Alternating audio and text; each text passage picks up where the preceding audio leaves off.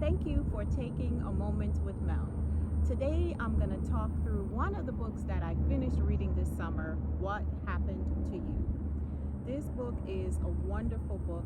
It is by Oprah Winfrey and Dr. Perry.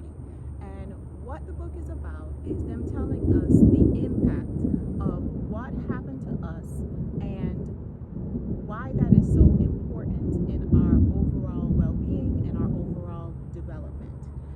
Part of the reason that I did Tools for Happiness was to try to get us all to a place of real happiness. Not Instagram happiness or Facebook happiness where you're posting what it is that you want everybody else to see. But I'm thinking about Saturday night by yourself happiness.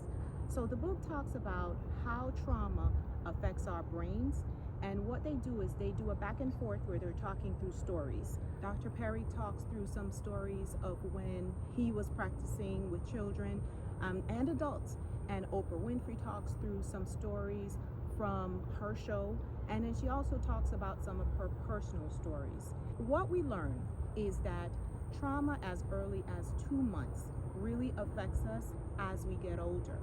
There was a time that we thought that maybe younger children didn't understand what was going on, and it was that if something happened to you when you were older, that's when it really affected you, and that's not true. Because of the amount of neural pathways that are developing as you are developing when you're younger and as you're going into later childhood and into adulthood, a really big impact can be made on you if you have things that happen to you, whether you're 1 month or 2 months. You could even see where if a child had a stable environment when they were 0 to 3 months, they could even manage things a little bit better if something happened to them, let's say if they were 12 years old. But if you have something significant happen to you during that 0 to 3 months, you really you're at a deficit situation as you start this thing called life.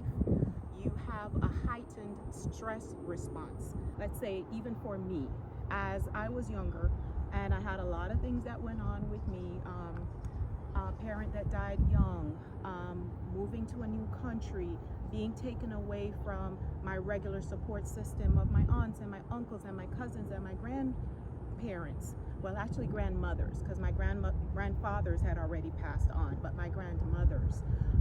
Going through all of that and coming to a new country as immigrants, where if you're an immigrant, you understand that sometimes you have parents that are outside of the house working really, really hard. You as a kid, you don't understand that. All you know is my parents aren't here.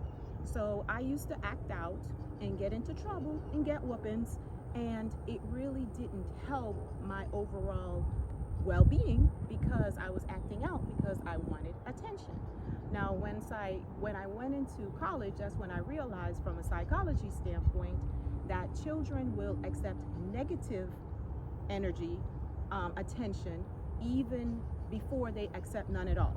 So when you have a situation where you're not getting any attention, you will more act out, and even though there's a negative consequence for it, you do it because you want the attention anyway.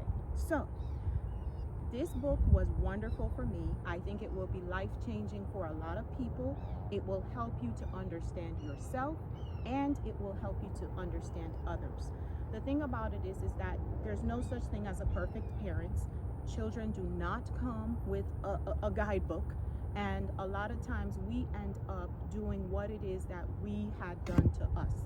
But the whole point of this is we have to figure out what happened to us in order for us to not only impact our lives right now, but our lives going generations down the road.